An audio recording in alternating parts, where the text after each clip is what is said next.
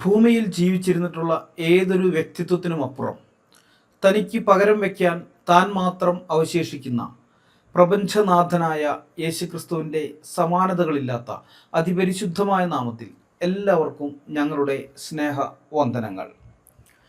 വീഡിയോയുടെ വിഷയത്തിലേക്ക് പ്രവേശിക്കുന്നതിന് മുൻപ് ഒരു കമൻറ്റിനുള്ള മറുപടി പറയട്ടെ.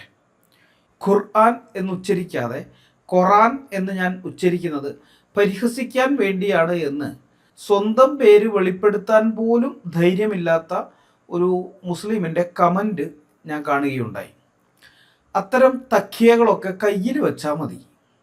ഇംഗ്ലീഷിലും മറ്റു പല യൂറോപ്യൻ ഭാഷകളിലും ഇക്കൂട്ടർ ഖുറാൻ എന്ന് പറഞ്ഞുകൊണ്ട് തന്നെയാണ് ഖുറാൻ ഇറക്കുന്നത്.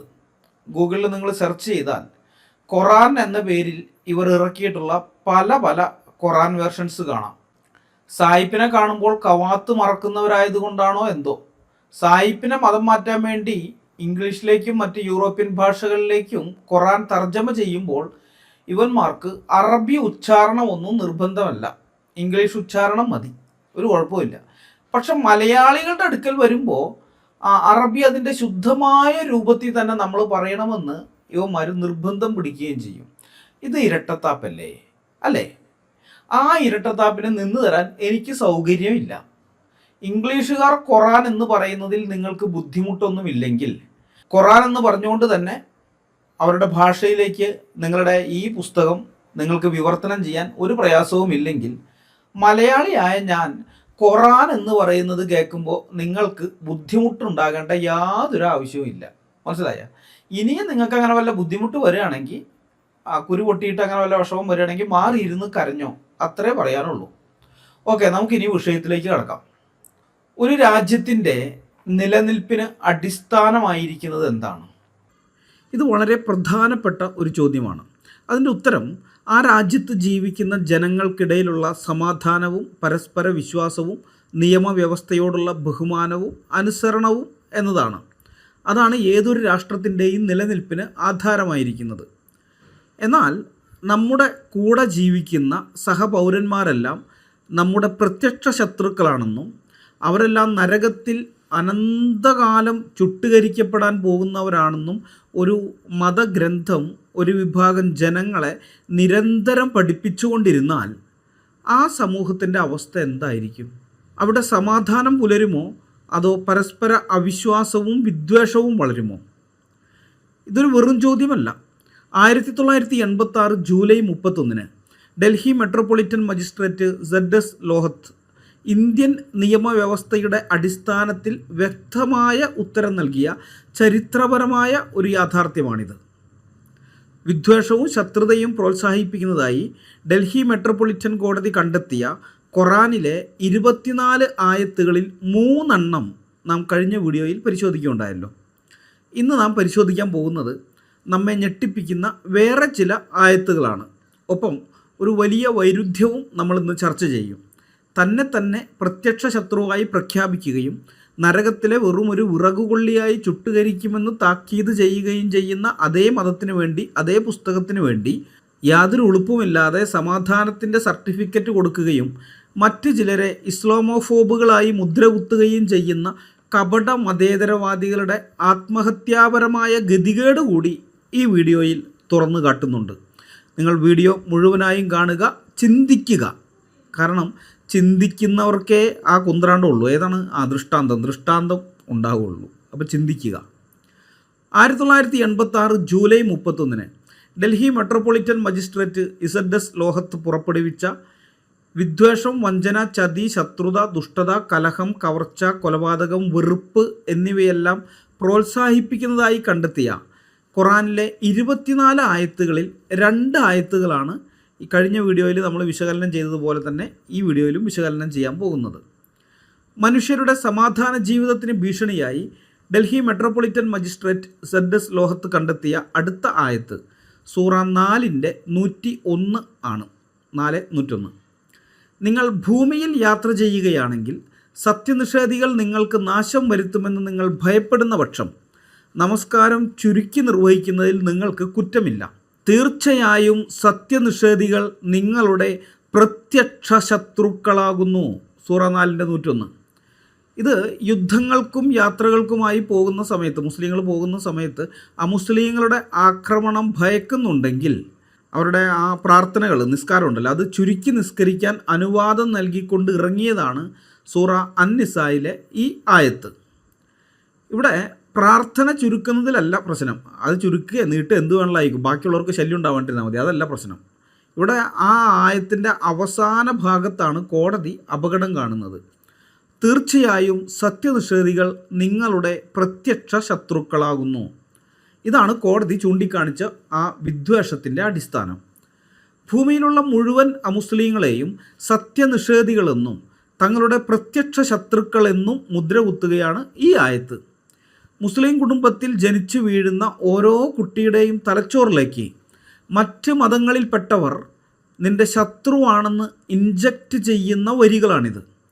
അമുസ്ലിങ്ങളെ എക്കാലത്തും ശത്രുക്കളായി മാത്രം കാണാൻ പഠിപ്പിക്കുന്ന ഈ ഗ്രന്ഥം മനുഷ്യർക്കിടയിൽ വെറുപ്പും വിദ്വേഷവും മാത്രമേ വളർത്തുകയുള്ളൂ എന്ന മജിസ്ട്രേറ്റിൻ്റെ ചരിത്രപരമായ നിരീക്ഷണത്തെ പൂർണ്ണമായും സാധൂകരിക്കുന്നതാണ് ഈ ആയത്ത്.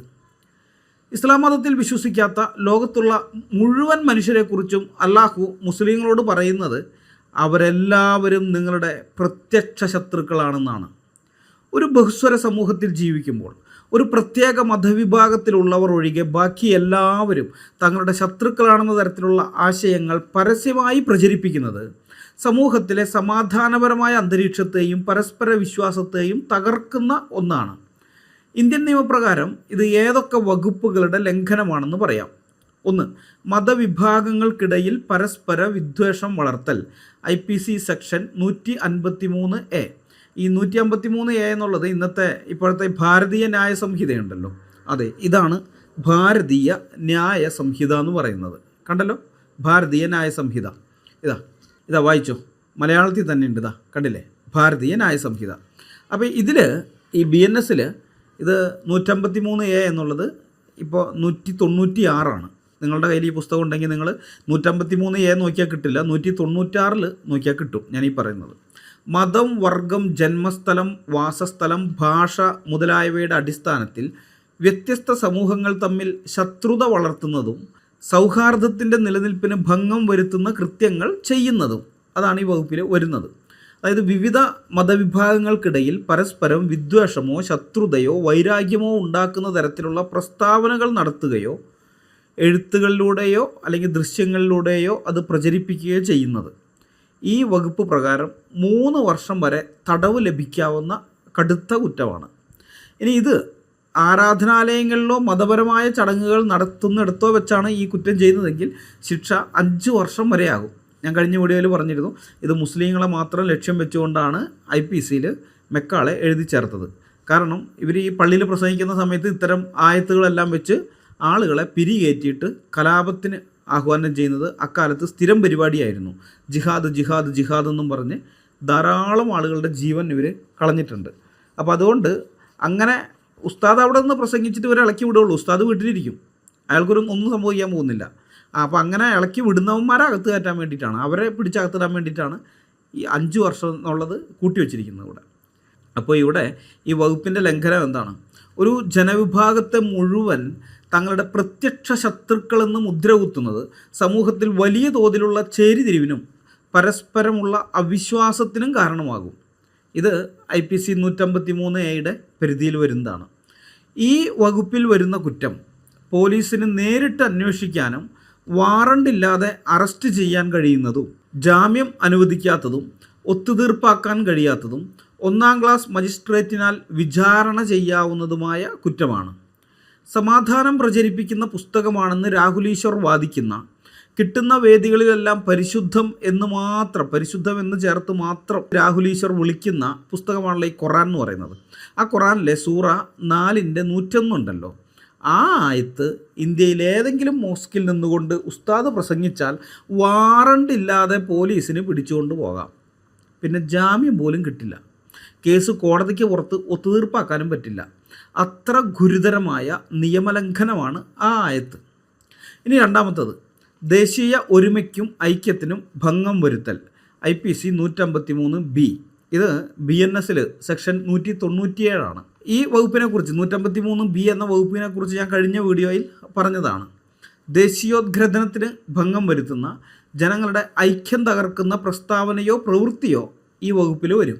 ഭാരതത്തിലെ ഏതെങ്കിലും ഒരു വിഭാഗം പൗരന്മാർക്ക് അവരുടെ മതം അല്ലെങ്കിൽ വംശം കാരണം രാജ്യത്തോട് കൂറില്ലെന്നോ അവർ മറ്റുള്ളവരുടെ ശത്രുക്കളാണെന്നോ ഉള്ള തരത്തിൽ പ്രസ്താവനകൾ നടത്തുന്നത് ഈ വകുപ്പിൻ്റെ പരിധിയിൽ വരും.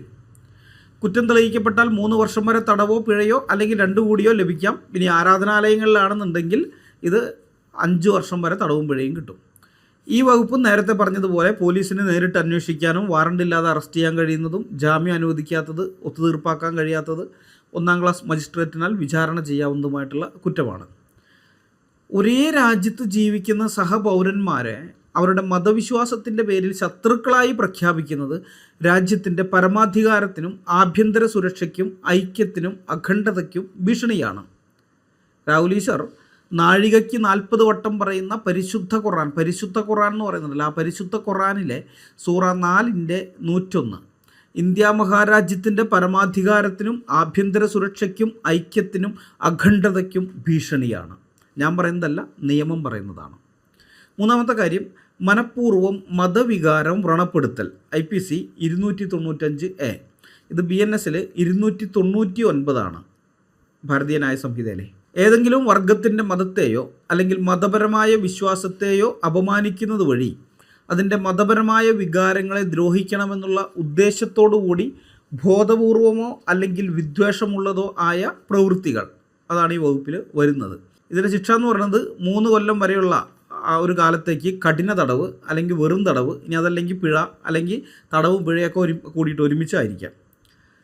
ഇതര മതസ്ഥരെ കേവലം ശത്രുക്കളായും ദ്രോഹകാരികളായും ചിത്രീകരിക്കുന്നത് ആ വിഭാഗത്തിൽപ്പെട്ട മനുഷ്യരുടെ അന്തസ്സിനെ ചോദ്യം ചെയ്യുന്നതും അവരുടെ വികാരങ്ങളെ വ്രണപ്പെടുത്തുന്നതുമാണ്. അതുകൊണ്ട് തന്നെ ഇങ്ങനെയുള്ള കാര്യങ്ങൾ പരസ്യമായിട്ട് ജനങ്ങളുടെ മുമ്പാകെ പറയുമ്പോൾ ഉറപ്പായിട്ടും ജനങ്ങളിൽ നിന്ന് പ്രതികരണം ഉണ്ടാകും, രൂക്ഷമായ പ്രതികരണം വരും. ചിലപ്പോഴൊക്കെ അത് കലാപത്തിലേക്ക് നീങ്ങാൻ സാധ്യതയുണ്ട്. ഇനി 4-ാമത്തെ കാര്യം, പൊതുജനമധ്യേ ശത്രുതയും വിദ്വേഷവും പടർത്തുന്ന പ്രസ്താവനകൾ. IPC സെക്ഷൻ 505 അതിൻ്റെ 2-ാം ഉപവകുപ്പ്. ഇത് BNS 353 353-ന്റെ 2. മനുഷ്യവർഗങ്ങൾക്കിടയിൽ വിരോധം, വെറുപ്പ്, വിദ്വേഷം മുതലായവ ഉണ്ടാക്കുന്നതോ പുലർത്തുന്നതോ ആയ പ്രസ്താവന, അതാണ് ഈ വകുപ്പിൽ വരുന്നത്. 3 വർഷം വരെയുള്ള ഒരു കാലത്തേക്ക് കഠിന തടവോ അല്ലെങ്കിൽ വെറും തടവോ അല്ലെങ്കിൽ പിഴയോ അല്ലെങ്കിൽ തടവും പിഴയും കൂടിയോ, ഇതാണ് ഇതിൻ്റെ ശിക്ഷ. ആധുനിക ജനാധിപത്യ ഇന്ത്യയിൽ ഒരു വ്യക്തിയോ സംഘടനയോ ഈ ആയത്ത് ഉപയോഗപ്പെടുത്തി അമുസ്ലിങ്ങളെല്ലാം മുസ്ലിങ്ങളുടെ എക്കാലത്തെയും പ്രത്യക്ഷ ശത്രുക്കളാണ് എന്ന രീതിയിൽ പൊതുസമൂഹത്തിൽ വ്യാഖ്യാനിക്കുകയോ പ്രചരിപ്പിക്കുകയോ ചെയ്താൽ അത് ഇന്ത്യൻ ശിക്ഷാ നിയമപ്രകാരം വിദ്വേഷത്തിൻ്റെയോ, അതായത് ഹേറ്റ് സ്പീച്ച് ഉണ്ടല്ലോ, ആ ഹേറ്റ് സ്പീച്ചിൻ്റെ അല്ലെങ്കിൽ ലഹളയ്ക്കുള്ള പ്രേരണയുടെയോ പരിധിയിൽ വരും. അങ്ങനെയാണ് വരിക. അപ്പം അതുകൊണ്ട് തന്നെ ഇതൊക്കെ പ്രസംഗിച്ച ഉസ്താദുമാർക്കെതിരെ കർശനമായ ക്രിമിനൽ നടപടികൾ സ്വീകരിക്കപ്പെടുകയും ചെയ്യും. അത് നല്ല ആർജവമുള്ള ഭരണാധികാരികൾ വേണം. അത് പ്രത്യേകം നമ്മൾ ഓർക്കണേ. നമ്മളിവിടെ തിയറിറ്റിക്കലായിട്ട് എന്തൊക്കെ പറഞ്ഞെന്ന് പറഞ്ഞാലും ഇത് പ്രാക്ടിക്കലാക്കാൻ മനസ്സും ദൃഢനിശ്ചയവുമുള്ള ഭരണാധികാരികൾക്കൊക്കെ ഇങ്ങനെ ഞാനീ പറഞ്ഞ പോലെ ആക്ഷൻ എടുക്കാൻ പറ്റുകയുള്ളൂ, അല്ലെങ്കിൽ കാര്യമൊന്നുമില്ല. ഏതായാലും ചുരുക്കം പറഞ്ഞാൽ ഏതൊരു ഗ്രന്ഥമായാലും അതിലെ പരാമർശങ്ങൾ ഒരു ബഹുസ്വര സമൂഹത്തിൻ്റെ സമാധാനവും ഐക്യവും തകർക്കുന്ന രീതിയിൽ വ്യാഖ്യാനിക്കപ്പെടുകയും പ്രചരിപ്പിക്കപ്പെടുകയും ചെയ്യുമ്പോൾ അത് രാജ്യത്തെ നിയമവ്യവസ്ഥയോടുള്ള തുറന്ന വെല്ലുവിളിയായി മാറുകയാണ്. 1986 ഡൽഹി മെട്രോപൊളിറ്റൻ മജിസ്ട്രേറ്റ് നടത്തിയ ചരിത്രപരമായ നിരീക്ഷണങ്ങൾ വിരൽ ചൂണ്ടുന്നത് ഈ അപകടത്തിലേക്കാണ്. യുദ്ധ സാഹചര്യങ്ങളുടെയോ ചരിത്രത്തിൻ്റെയോ പേര് പറഞ്ഞ് തങ്ങൾക്ക് ചുറ്റും ജീവിക്കുന്ന സഹപൗരന്മാരെ പ്രത്യക്ഷ ശത്രുക്കളായി കാണാൻ പ്രേരിപ്പിക്കുന്ന ആശയങ്ങളെ ആധുനിക ജനാധിപത്യ ഇന്ത്യയിൽ ഒരിക്കലും ന്യായീകരിക്കാൻ പറ്റില്ല. മനുഷ്യർക്കിടയിൽ സ്നേഹവും പരസ്പര വിശ്വാസവുമാണ് നിലനിൽക്കേണ്ടത്, അല്ലാതെ മതത്തിൻ്റെ പേരിലുള്ള അവിശ്വാസത്തിൻ്റെയും ശത്രുതയുടെയും വേലിക്കെട്ടുകളല്ല. നമ്മുടെ ഭരണഘടനയും ഇന്ത്യൻ ശിക്ഷാ നിയമവും അടിവരയിട്ട് പറയുന്നതും ഇതേ കാര്യം തന്നെയാണ്. ഞങ്ങൾ മുന്നോട്ട് വെച്ച ഈ വ്യക്തമായ തെളിവുകളുടെയും നിയമവകുപ്പുകളുടെയും അടിസ്ഥാനത്തിൽ സമാധാനകാംക്ഷികളെന്ന് അവകാശപ്പെടുന്ന മുഹമ്മദ് ഈസ, അബ്ദുള്ള ബാസിൽ, അൻസാരി സുഹറി, അപ്പോൾ ഈ ദാവാക്കാർക്കും അതുപോലെ തന്നെ നിങ്ങളുടെ ഡിജിറ്റൽ ചുമട്ടുകാരനായ രാഹുൽ ഈശ്വറിന് മുമ്പിൽ ഈ വെല്ലുവിളി ഞങ്ങൾ ആവർത്തിക്കുകയാണ്. നിയമത്തിൻ്റെയും ഭരണഘടനയുടെയും പിൻബലത്തോടെ ഈ വരികൾ സമൂഹത്തിൽ സമാധാനമാണ് പ്രചരിപ്പിക്കുന്നത്. അതായത് സൂറ 4:101.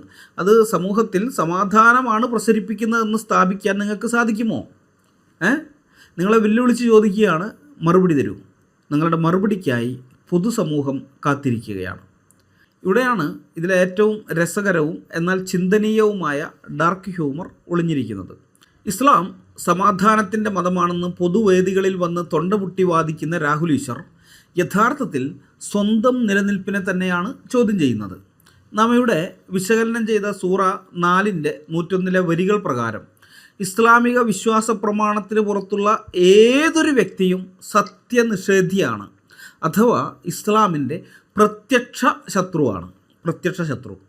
ഈ നിർവചനം കൃത്യമായി ബാധകമാകുന്ന ഒരാളാണ് നെറ്റിയിൽ ചന്ദനക്കുറിയൊക്കെ ഇട്ട് ഹൈന്ദവ ആചാരങ്ങളുടെ സംരക്ഷണത്തിനായി ജയിലിൽ പോയിട്ടുള്ള, ഇനിയും എത്ര വട്ടം വേണമെങ്കിലും ജയിലിൽ പോകാൻ സന്നദ്ധതയുള്ള രാഹുൽ ഈശ്വർ.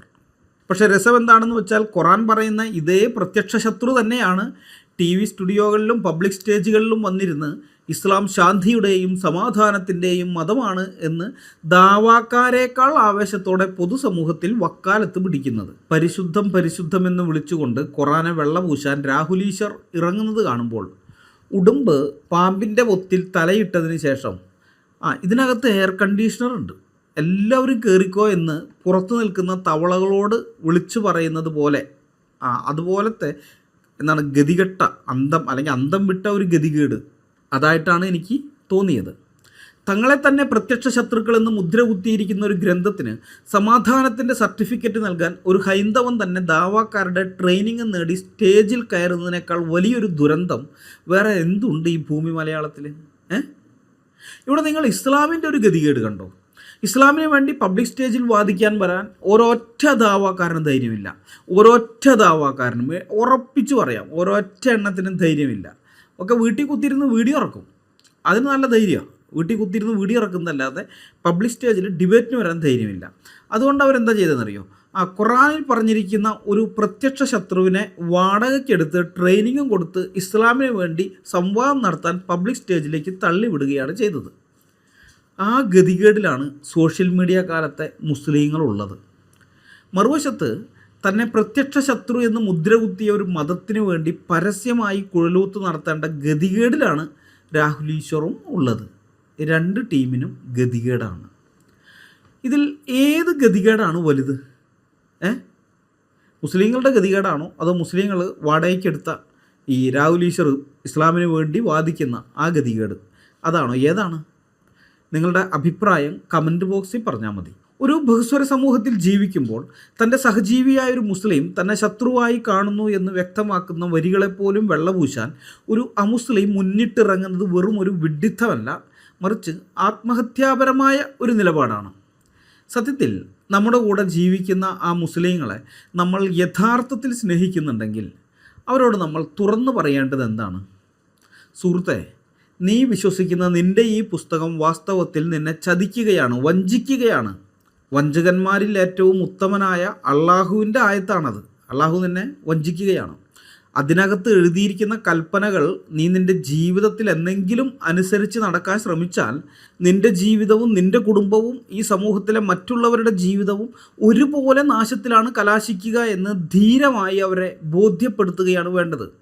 അവരെ നമ്മൾ യഥാർത്ഥമായി സ്നേഹിക്കുന്നുണ്ടെങ്കിൽ അവർക്കോ അവർ മുഖാന്തരം മറ്റുള്ളവർക്കോ ഒരു ദോഷവും വരരുത് എന്ന് നമ്മൾ ആത്മാർത്ഥമായി ആഗ്രഹിക്കുന്നുണ്ടെങ്കിൽ നാം ചെയ്യേണ്ടത് ഈ കൈപ്പേറിയ സത്യം വിളിച്ചു പറയുക എന്നത് തന്നെയാണ്. ഇത്തരം വീഡിയോകളിലൂടെ ഞങ്ങൾ പറയുന്ന കടുത്ത യാഥാർത്ഥ്യങ്ങൾ കേൾക്കുമ്പോൾ തൽക്കാലത്തേക്ക് നമ്മുടെ മുസ്ലിം സഹോദരങ്ങൾക്ക് ഞങ്ങളോട് വല്ലാത്ത കോപവും വെറുപ്പും ഒക്കെ തോന്നിയേക്കാം, പകയൊക്കെ തോന്നിയേക്കാം, ഞങ്ങളെ തട്ടിക്കളയണം എന്നൊക്കെ തോന്നിയേക്കാം. പക്ഷെ നിങ്ങളൊരു കാര്യം ചിന്തിച്ചു നോക്കൂ. നിങ്ങൾക്ക് അപകടം വരുത്തി വയ്ക്കുന്ന ആ വഴിയിൽ നിന്ന് നിങ്ങളെ തടയുന്ന ഞങ്ങളാണോ അതോ ആ വഴിയിലൂടെ തന്നെ മുന്നോട്ട് പോയിക്കോളൂ എന്ന് പറഞ്ഞ് നിങ്ങളുടെ അന്ധതയെ പ്രോത്സാഹിപ്പിക്കുന്നവരാണോ നിങ്ങളുടെ യഥാർത്ഥ സ്നേഹിതർ? സ്വയം ഒന്ന് ചിന്തിച്ച് നോക്കുക. മുസ്ലിങ്ങളോട് യഥാർത്ഥത്തിൽ സ്നേഹമുള്ളത് സത്യം തുറന്നു പറയുന്ന ഞങ്ങൾക്കാണ്. അവരെക്കുറിച്ചുള്ള സത്യമുണ്ടല്ലോ, അത് തുറന്നു പറയുന്ന ഞങ്ങൾക്കാണ്. മുസ്ലിങ്ങളെ പ്രീതിപ്പെടുത്താൻ വേണ്ടി ഖുറാനിലെ ഈ അസഹിഷ്ണുതകളെയും വിദ്വേഷ കൽപ്പനകളെയും ബോധപൂർവം മറച്ചു വെച്ച് വെള്ളപൂശാൻ വരുന്ന രാഹുൽ ഈശ്വറെ പോലെയുള്ള ആളുകളുടെ ഉള്ളിലിരിപ്പ് എന്താണ്? അവർക്ക് മുസ്ലിങ്ങളോടോ മുസ്ലിങ്ങളുടെ ജീവിതത്തോടോ യാതൊരു സ്നേഹവുമില്ല. അവരുടെ സ്വന്തം സ്വാർത്ഥ ലക്ഷ്യങ്ങൾക്കും സോഷ്യൽ മീഡിയയിലെ താൽക്കാലികമായിട്ടുള്ള ഈ കയ്യടികൾക്കും പിന്നെ വ്യൂസ് കിട്ടാനും ഡിജിറ്റൽ ദാവാക്കാരുടെയൊക്കെ പ്രീതി പിടിച്ചു പറ്റാനും വേണ്ടി മാത്രമാണ് അവർ ഈ കപട പ്രേമം അഭിനയിക്കുന്നത്. ഒരു ഡോക്ടർ രോഗിയോട് രോഗവിവരം ഒളിച്ചു വെച്ച് മധുരം തരുന്നത് പോലെയുള്ള ചതിയാണിത്. രോഗം മാറണമെങ്കിൽ ചിലപ്പോൾ കയ്പുള്ള മരുന്ന് കുടിക്കേണ്ടി വരും. അത് കുടിച്ചേ തീരൂ, അല്ലാതെ വേറെ നിവൃത്തിയില്ല രോഗം മാറണമെന്നുണ്ടെങ്കിൽ. അപ്പോൾ നിങ്ങളുടെ പ്രമാണങ്ങളിലെ ഈ ഭീകരത തുറന്നു കാട്ടി നിങ്ങളെ സമാധാനത്തിൻ്റെ യഥാർത്ഥ വഴിയിലേക്ക് നയിക്കാൻ ഞങ്ങൾ ഈ കയ്പുള്ള സത്യങ്ങൾ ഇനിയും വിളിച്ചു പറയുക തന്നെ ചെയ്യും. നിർത്തുമെന്ന് പ്രതീക്ഷിക്കേണ്ട കേട്ടോ. മനുഷ്യവംശത്തിന് ഹാനികരവും സമുദായങ്ങൾക്കിടയിലെ സമാധാനവും തകർക്കുന്നതായി ഡൽഹി മെട്രോപൊളിറ്റൻ കോടതി ജഡ്ജ് ZS ലോഹത്ത് കണ്ടെത്തിയ അടുത്ത ആയത്ത് സൂറ 4-ന്റെ 56 അന്നിസ 56-ാമത്തെ ആയത്ത്. തീർച്ചയായും നമ്മുടെ തെളിവുകൾ നിഷേധിച്ചവരെ നാം നരകത്തിലിട്ട് കരിക്കുന്നതാണ്. അവരുടെ തൊലികൾ വെന്തുപോകുമ്പോഴെല്ലാം അവർക്ക് നാം വേറെ തൊലികൾ മാറ്റിക്കൊടുക്കുന്നതാണ്. അവർ ശിക്ഷ ആസ്വദിച്ചു കൊണ്ടിരിക്കാൻ വേണ്ടിയാണത്. തീർച്ചയായും അള്ളാഹു പ്രതാപവാനും യുക്തിമാനുമാകുന്നു. സൂറ 4-ന്റെ 56. മുഹമ്മദിൻ്റെ പ്രവാചകത്വം നിഷേധിച്ചവരെയും ഇസ്ലാമിക പ്രമാണങ്ങളെ തള്ളിക്കളഞ്ഞവരെയും താക്കീത് ചെയ്തുകൊണ്ട് അവതരിച്ച ആയത്താണിത്. പ്രത്യേകിച്ചും അക്കാലത്തെ യഹൂദർക്കും ബഹുദൈവാരാധകർക്കുമെതിരെ അവരെ ഭയപ്പെടുത്താൻ വേണ്ടി അവതരിച്ച വരികൾ. അന്യമതസ്ഥരോടുള്ള അങ്ങേയറ്റത്തെ വിദ്വേഷവും ക്രൂരതയുമാണ് ഈ വരികളിൽ നിറഞ്ഞു നിൽക്കുന്നതെന്ന് കോടതിക്ക് ബോധ്യപ്പെട്ടു. തങ്ങളുടെ മതം വിശ്വസിക്കാത്തവരെ ജീവനോടെ ചുട്ടുകരിക്കുമെന്നും തൊലി വെന്തു പോകുമ്പോൾ വേദന അറിയാൻ വേണ്ടി മാത്രം വീണ്ടും പുതിയ തൊലി വെച്ച് പിടിപ്പിച്ച് പിന്നെയും ചുട്ടുകരിക്കുമെന്നും പറയുന്ന ഈ വരികൾ ഇത് മനുഷ്യനിൽ ഭീതിയും അന്യമതസ്ഥരോട് കടുത്ത വെറുപ്പും ഉളവാക്കുന്നതാണ്. ഇസ്ലാം മതം സ്വീകരിക്കാത്ത മുസ്ലിങ്ങൾ ഇത്രയും ക്രൂരമായ ശിക്ഷ അർഹിക്കുന്നവരാണെന്ന ചിന്ത മുസ്ലിങ്ങളിൽ വളർത്താനും അമുസ്ലിങ്ങളെ മനുഷ്യരായി പോലും പരിഗണിക്കാതിരിക്കാനും ഇത്തരം വരികൾ കാരണമാകുമെന്ന് കോടതി നിരീക്ഷിക്കുന്നു. ഖുർആൻ പഠിപ്പിക്കുന്ന ഇത്തരം ആശയങ്ങൾ മനുഷ്യർക്കിടയിൽ ഭിന്നതയും വിദ്വേഷവും മാത്രമേ വളർത്തുകയുള്ളൂ. ഈ വചനത്തിൽ പ്രതിപാദിക്കുന്നത് പരലോകത്തെ ശിക്ഷകളെക്കുറിച്ചാണെങ്കിലും ഒരു ബഹുസ്വര സമൂഹത്തിൽ ഇത്തരം ആശയങ്ങൾ മനുഷ്യർക്കിടയിൽ ഭീതിയും അന്യമതസ്ഥരോട് വിദ്വേഷവും വളർത്താൻ ഉപയോഗിക്കപ്പെട്ടാൽ ഇന്ത്യൻ ശിക്ഷാ നിയമപ്രകാരം ഇനി പറയുന്ന വകുപ്പുകൾ പ്രസക്തമാകും. ആ വകുപ്പുകൾ അനുസരിച്ചിട്ടായിരിക്കും കുറ്റം ചുമത്തുക. 1. മതവിഭാഗങ്ങൾക്കിടയിൽ പരസ്പര വിദ്വേഷം വളർത്തൽ IPC 153A, BNS 196(1). അതായത് വിവിധ മതവിഭാഗങ്ങളിൽപ്പെട്ട ജനങ്ങൾക്കിടയിൽ പരസ്പരം വിദ്വേഷമോ ശത്രുതയോ വൈരാഗ്യമോ ഉണ്ടാക്കുന്ന തരത്തിലുള്ള ആശയങ്ങൾ പ്രചരിപ്പിക്കുന്നത് ഈ വകുപ്പ് പ്രകാരം കുറ്റകരമാണ്. അപ്പോൾ ഇതിൻ്റെ നിയമലംഘനം എങ്ങനെയാണെന്നറിയോ? തങ്ങളുടെ മതം വിശ്വസിക്കാത്തവർ ക്രൂരമായ ശാരീരിക പീഡനങ്ങൾക്ക് ഇരയാകേണ്ടവരാണെന്ന ആശയം പൊതുസമൂഹത്തിൽ പ്രചരിപ്പിക്കുന്നത് ഒരു പ്രത്യേക വിഭാഗത്തിന് ഇതര മതസ്ഥരോട് കടുത്ത വെറുപ്പും അകൽച്ചയും ഉണ്ടാക്കാൻ കാരണമായി. ഇത് സമൂഹത്തിലെ സൗഹാർദ്ദാന്തരീക്ഷം തകർക്കുന്നതിനാൽ IPC 153A പരിധിയിൽ വരും. രണ്ടാമത്തെ കാര്യം മനഃപൂർവ്വം മതവികാരം വ്രണപ്പെടുത്തൽ IPC 295A അല്ലെങ്കിൽ BNS, അത് ഭാരതീയ സംഹിത 299. ഏതെങ്കിലും വർഗത്തിൻ്റെ മതത്തെയോ അല്ലെങ്കിൽ മതപരമായ വിശ്വാസത്തെയോ അപമാനിക്കുന്നത് വഴി അതിൻ്റെ മതപരമായ വികാരങ്ങളെ ദ്രോഹിക്കണമെന്നുള്ള ഉദ്ദേശത്തോടു കൂടി ബോധപൂർവമോ അല്ലെങ്കിൽ വിദ്വേഷമുള്ളതോ ആയ പ്രവൃത്തികൾ, അതാണ് ഈ വകുപ്പിൻ്റെ കീഴിൽ വരിക. ഇതിൻ്റെ ശിക്ഷ എന്താണെന്ന് വെച്ചാൽ 3 വർഷം വരെയുള്ളൊരു കാലത്തേക്ക് കഠിന തടവോ അല്ലെങ്കിൽ വെറും തടവോ അല്ലെങ്കിൽ പിഴയോ അല്ലെങ്കിൽ രണ്ടും കൂടി തടവും പിഴയും കൂടിയോ ശിക്ഷ വിധിക്കാവുന്നതാണ്. ഇതര മതസ്ഥർ കേവലം നരകശിക്ഷയ്ക്ക് അർഹരായവരാണെന്നും ഭീകരമായ രീതിയിൽ പീഡിപ്പിക്കപ്പെടേണ്ടവരാണെന്നും ചിത്രീകരിക്കുന്നത് ആ വിഭാഗത്തിൽപ്പെട്ട മനുഷ്യരുടെ മാനവികമായ അന്തസ്സിനെ ചോദ്യം ചെയ്യുന്നതും അവരുടെ വികാരങ്ങളെ വ്രണപ്പെടുത്തുന്നതുമാണ്. മൂന്നാമത്തെ കാര്യം പൊതുജനമധ്യേ ഭീതിയും വിദ്വേഷവും പടർത്തൽ IPC 505 രണ്ടാമത്തെ ഭാഗം, അതുപോലെ BNS 353(2). അപ്പോൾ ഈ വകുപ്പിൽ വരുന്നത് മനുഷ്യവർഗങ്ങൾക്കിടയിൽ വിരോധം, വെറുപ്പ്, വിദ്വേഷം മുതലായവ ഉണ്ടാക്കുന്നതോ പുലർത്തുന്നതോ ആയ പ്രസ്താവന. ഇത് 3 വർഷം തടവും പിഴയും ശിക്ഷയാണ്. എന്നാൽ ഇത് ആരാധനാ സ്ഥലത്ത്, പള്ളിയിലോ അതുപോലെയുള്ള ഇടങ്ങളിലോ വെച്ച് മതപരമായ കാര്യങ്ങൾ ചെയ്യുന്നിടത്താണ് ഈ പ്രസംഗം വന്നിരിക്കുന്നതെങ്കിൽ, ഇങ്ങനെയുള്ള കാര്യം പ്രസംഗിച്ചതെങ്കിൽ 5 വർഷം വരെ തടവും പിഴയും ശിക്ഷ കിട്ടും. അങ്ങനെയുള്ള വകുപ്പാണത്. മതം മാറാത്തവർ ക്രൂരമായി ചുട്ടുകരിക്കപ്പെടുമെന്ന തരത്തിലുള്ള കടുത്ത താക്കീതുകൾ ജനങ്ങളിൽ ഭീതിയും പരസ്പര വിദ്വേഷവും ഉണ്ടാക്കാൻ കാരണമാകുമെന്ന് ചൂണ്ടിക്കാണിക്കപ്പെട്ടാൽ ഈ വകുപ്പ് അവിടെ ബാധകമാകും. ഇതേ കോടതി വരുമ്പോൾ ഇത് ഇന്ന വകുപ്പിൻ്റെ ലംഘനം എന്ന് പറഞ്ഞ് അവിടെ കോടതിയിൽ പ്രതിക്കൂട്ടിൽ നിൽക്കേണ്ടിയും വരും, എന്നിട്ട് ജയിലിലേക്കും പോകേണ്ടി വരും. വാസ്തവത്തിൽ അത് വിദ്വേഷ പ്രസംഗത്തിൻ്റെ പരിധിയിൽ വരികയും മുമ്പേ പറഞ്ഞ ഭാരതീയ ന്യായ സംഹിതയിലെ പല വകുപ്പുകൾ പ്രകാരം കൊടുത്ത ക്രിമിനൽ നടപടികൾക്ക് കാരണമാവുകയും ചെയ്യും. സ്വന്തം കഴുത്തറുക്കാൻ പോകുന്ന കത്തിക്ക് മൂർച്ച കൂട്ടിക്കൊടുക്കുക എന്നൊരു പഴഞ്ചൊല്ലുണ്ട് മലയാളത്തിൽ. ഇതിനേക്കാൾ കൃത്യമായി രാഹുൽ ഈശ്വറിൻ്റെ ഇപ്പോഴത്തെ അവസ്ഥയെ വിശേഷിപ്പിക്കാൻ വേറൊരു വാചകമില്ല. സൂറ 4:56 അതിലെ വരികൾ വെച്ച് നോക്കിയാൽ ഇസ്ലാമിൽ വിശ്വസിക്കാത്തതിൻ്റെ പേരിൽ നാളെ പരലോകത്ത് അല്ലാഹുവിനാൽ നരകത്തിലിട്ട് കരിക്കപ്പെടാൻ പോകുന്ന വ്യക്തിയാണ് രാഹുൽ ഈശ്വർ. മനസ്സിലായ? അങ്ങനെയാണ് രാഹുൽ ഈശ്വറിൻ്റെ സ്ഥാനം. തൊലി വെന്തു പോകുമ്പോൾ വേദന ശരിക്കും അറിയാൻ വേണ്ടി മാത്രം വീണ്ടും പുതിയ തൊലി വെച്ച് പിടിപ്പിച്ച് തീയിലിട്ട് എരിക്കപ്പെടാൻ പോകുന്ന ഒരു സത്യനിഷേധി മാത്രമാണ്, ഒരു കാഫിർ മാത്രമാണ് അവരെ സംബന്ധിച്ച് രാഹുൽ ഈശ്വർ. എന്നാൽ ഇതിലെ ഏറ്റവും വലിയ വൈരുദ്ധ്യം അല്ലെങ്കിൽ ഗതികേട് എന്താണെന്ന് വെച്ചാൽ, തന്നെ നരകത്തിലിട്ട് അനന്തമായി ചുട്ടുകരിക്കുമെന്ന് പ്രഖ്യാപിച്ചിരിക്കുന്ന അതേ അല്ലാഹുവും അല്ലാഹുവിൻ്റെ മതവും മതഗ്രന്ഥവും സമാധാനമാണ് പ്രസരിപ്പിക്കുന്നത് എന്ന് പൊതുസമൂഹത്തിന് മുന്നിൽ സ്ഥാപിക്കാൻ വിയർപ്പൊഴുക്കുന്നത് ഇതേ രാഹുൽ ഈശ്വർ തന്നെയാണെന്നുള്ളതാണ്. സ്വന്തം അസ്തിത്വത്തെ പോലും വകവെച്ച് തരാത്ത, തന്നെ നരകത്തിലെ വെറും വിറകുകൊള്ളിയായി മാത്രം കാണുന്ന ഒരു പ്രത്യയശാസ്ത്രത്തെ വെള്ളപൂശാൻ ഒരു അമുസ്ലിം തന്നെ ഡിജിറ്റൽ ചുമട്ടുകാരനായി അവതരിക്കുന്നത് കാണുമ്പോൾ കശാപ്പുകാരനെ സ്നേഹിക്കുന്ന കോഴിയുടെ അവസ്ഥയാണ് ഓർമ്മ വരുന്നത്. മനുഷ്യർക്കിടയിൽ ഭീതിയും വെറുപ്പും വിതയ്ക്കുന്ന ഇത്തരം വരികൾ സമാധാനത്തിൻ്റേതാണെന്ന് തെളിയിക്കാൻ കുപ്രസിദ്ധ ദാവാക്കാരായ മുഹമ്മദ് ഈസ, അബ്ദുള്ള അബ്ബാസിൽ, അൻസാരി സുഹ്രി എന്നിവർക്കും അവർക്ക് വേണ്ടി വക്കാലത്ത് പിടിക്കുന്ന രാഹുൽ ഈശ്വറിനും സാധിക്കുമോ? ഈ വരികളിലെ വെറുപ്പും ഭയാനകതയും സാമാന്യ ബുദ്ധിയുള്ള ഏതൊരാൾക്കും ഒറ്റ നോട്ടത്തിൽ മനസ്സിലാക്കാവുന്നതേ ഉള്ളൂ. ഒരു ജനാധിപത്യ സമൂഹത്തിന് ഈ വരികൾ എത്രത്തോളം അപകടകരമാണെന്ന് 1986 തന്നെ കോടതി കണ്ടെത്തിയതാണ്. ആ ചരിത്രപരമായ സത്യങ്ങളെ യുക്തിഭദ്രമായി ഖണ്ഡിക്കാൻ നിങ്ങൾക്ക് എല്ലുറപ്പുണ്ടോ എന്ന ഒരു തുറന്ന വെല്ലുവിളി ഞാനിവിടെ ആവർത്തിക്കുകയാണ്. നിയമത്തിൻ്റെയും ന്യായത്തിൻ്റെയും വെളിച്ചത്തിൽ ഇതിനൊരു മറുപടി നൽകാൻ ഈ മൂവർ സംഘത്തിനും അവരുടെ ഡിജിറ്റൽ ചുമട്ടുകാരൻ രാഹുൽ ഈശ്വറിനും ബാധ്യതയുണ്ട്. കാരണം ഇതൊക്കെ ഇത്രയും വഷളാക്കിയത് അവരാണ്. എന്നെ ഇതുവരെ കേട്ടുകൊണ്ടിരുന്ന പ്രിയപ്പെട്ടവരെ, ഇന്ന് നാം ഇവിടെ കണ്ടത് ഏതാനും ചില വരികളല്ല, കേവലം ചില ആയത്തുകളല്ല. മനുഷ്യർക്കിടയിൽ സ്നേഹത്തിന് പകരം വെറുപ്പും വിശ്വാസത്തിന് പകരം അവിശ്വാസവും കുത്തിവെക്കുന്ന കൃത്യമായ ഒരു അജണ്ടയുടെ നേർചിത്രമാണ്. ഒരു ബഹുസ്വര സമൂഹത്തിൽ ഒന്നിച്ച് ജീവിക്കുമ്പോൾ മതത്തിൻ്റെയോ വിശ്വാസത്തിൻ്റെയോ പേരിൽ സഹജീവികളെ ശത്രുക്കളായി കാണാൻ പഠിപ്പിക്കുന്നത് ഇന്ത്യൻ ശിക്ഷാ നിയമപ്രകാരവും ഭാരതീയ ന്യായ സംഹിത പ്രകാരവും എത്രത്തോളം ഗുരുതരമായ കുറ്റമാണെന്ന് നാം അക്കമിട്ട് കണ്ടു.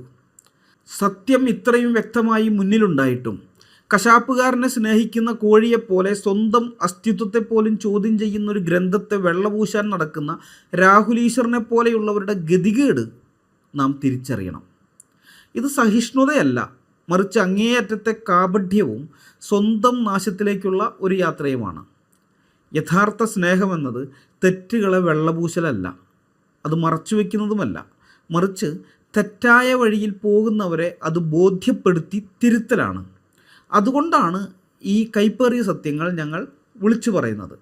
ഞങ്ങൾ ആ വെല്ലുവിളി ആവർത്തിക്കുകയാണ്. ഇസ്ലാം സമാധാനത്തിൻ്റെ മതമാണെന്ന് അവകാശപ്പെടുന്ന മുഹമ്മദ് ഈസ, അബ്ദുള്ള അബ്ബാസിൽ, അൻസാരി സുഹ്രി എന്നിവർക്കും അവരുടെ ഡിജിറ്റൽ ചുമട്ടുകാരൻ രാഹുൽ ഈശ്വറിനും ഈ വരികൾ സമൂഹത്തിൽ സമാധാനമാണ് ഉണ്ടാക്കുന്നതെന്ന് ഇന്ത്യൻ ഭരണഘടനയുടെയും നിയമത്തിൻ്റെയും അടിസ്ഥാനത്തിൽ, അല്ലെങ്കിൽ ഭാരതീയ ന്യായ സംഹിതയുടെയും അടിസ്ഥാനത്തിൽ തെളിയിക്കാൻ നിങ്ങൾക്ക് സാധിക്കുമോ? ഞാൻ വെല്ലുവിളിക്കുകയാണ്. നിങ്ങളുടെ കൈവശമിരിക്കുന്ന പുസ്തകം അത് യഥാർത്ഥത്തിലൊരു യുദ്ധ പുസ്തകമാണ്. അതൊരു ആത്മീയ ഗ്രന്ഥമല്ല. അത് മനുഷ്യൻ്റെ ജീവിതത്തെ നശിപ്പിച്ച് നാറാണക്കല്ല് തോണ്ടുന്ന പുസ്തകമാണ്. അത് പിശാചിൻ്റെ വചനമാണ്. Satanic versus.